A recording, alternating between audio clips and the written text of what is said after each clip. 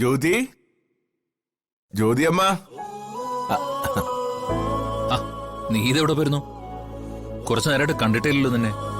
ഒന്ന് വെളിയിൽ പോയിരുന്നത് സാർ. നീ വെളിയിൽ പോകുമ്പോ ഒന്ന് പറയണ്ടേ?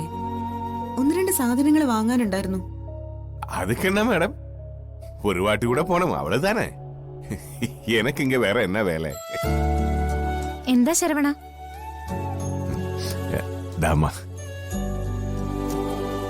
வச்சிருங்க, பிரிச்சு பாருங்க. പിടിച്ചേ.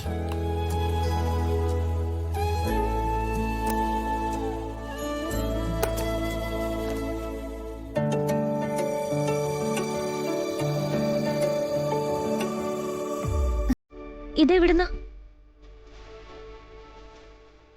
ജ്യോതിയുടെ ചോദ്യം കേട്ടില്ലേ? ശരവണത് എവിടുന്നാന്ന്? சார், என்னோட கையில் கொஞ்சம் பணம் இருந்து சார், எல்லாமே இங்க இருந்து தந்தது.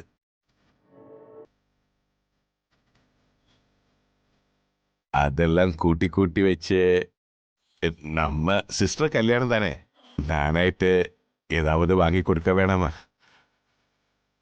ശരവണൻ, ജ്യോതിക്കുള്ള സ്വർണ്ണാഭരണങ്ങളൊക്കെ ഇവിടെ ഇരിക്കുന്നുണ്ടല്ലോ. அது இருக்கு மேடம். എന്നാലും എന്നോட തങ്കച്ചിക്ക് നാനായിട്ട് ഏതാവത്.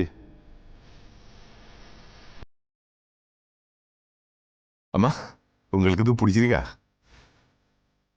ഇഷ്ടമായി, നല്ലതാ. സമാധാനം ആയിடுச்சு.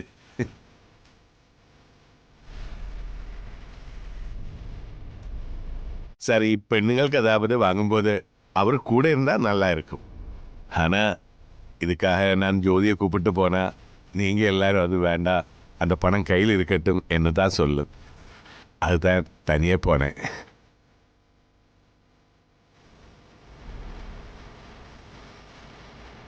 നഷ്ടപ്പെട്ടു പോയ എന്തൊക്കെയോ നീ ഓർമ്മിപ്പിക്കുകയാണ് ശരവണ. എത്രയോ കാലം ഞാൻ ഇവരുടെ കൂടെ ഇല്ലാതിരുന്നിട്ടുണ്ട്.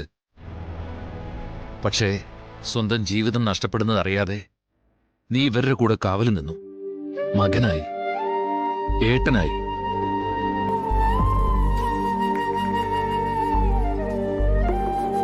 എടാ, ഞാൻ നിന്നോട് എങ്ങനെയാടാ നന്ദി പറയേണ്ടത്? என்ன சார் இது? நன்றியா எனக்கா? അതൊന്നും വേണ്ട സാർ. ഒരു ജന്മം മുഴുവൻ ഞാൻ ഇങ്ങത്താൻ കഴിഞ്ഞത്. ഇവര് യാര് സാർ? இவ்வளவு பெரிய குடும்பத்துல நீங்க எல்லாரும் என்னோட அப்பா அம்மா தங்கச்சி அந்த மாதிரி.